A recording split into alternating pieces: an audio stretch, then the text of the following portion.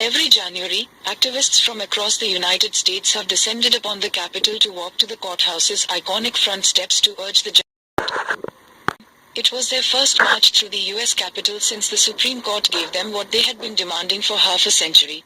But for anti-abortion activists gathered in Washington Friday, the mood was more dogged than triumphant.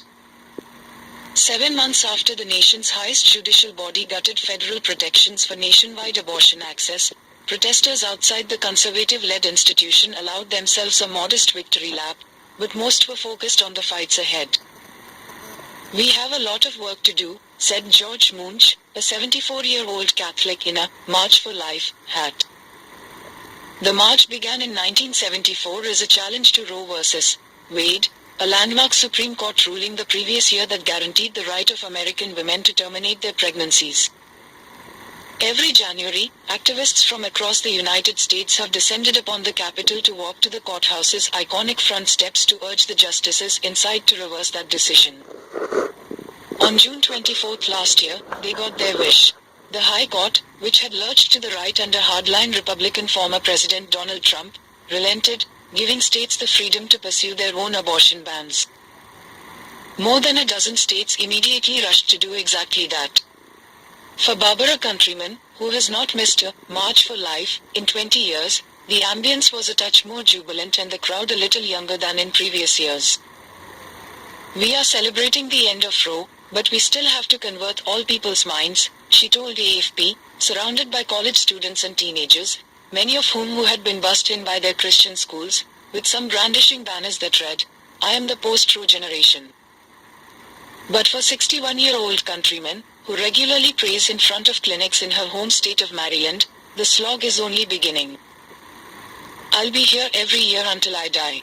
It's never going to stop, it will always be a battle," she said gravely. Hearts and minds.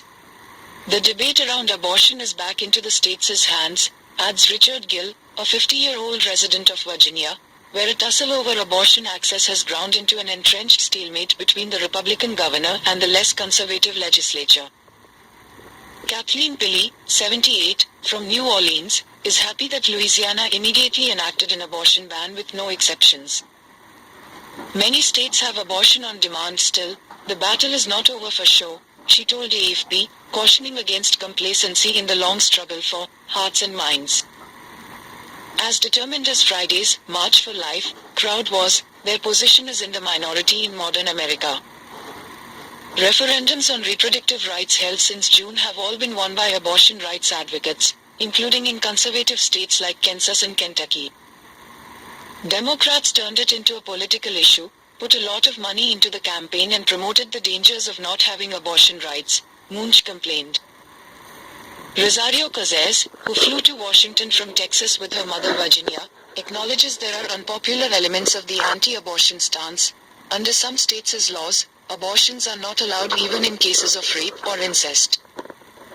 For the 27-year-old public health student, though, the debate is not a zero-sum struggle, but an opportunity to work for a more just society. "We also have to make sure that we are helping these women," she said, calling for more assistance for young mothers. Cazares said she wants to open her own pregnancy center one day. In the meantime, the fight goes on. "We will march year after year," one speaker told the crowd outside the Supreme Court. From Sunday, the 50th anniversary of the Roe v. Wade decision, the other side gets its turn, with pro-abortion rights demonstrators planning to rally in cities across the country.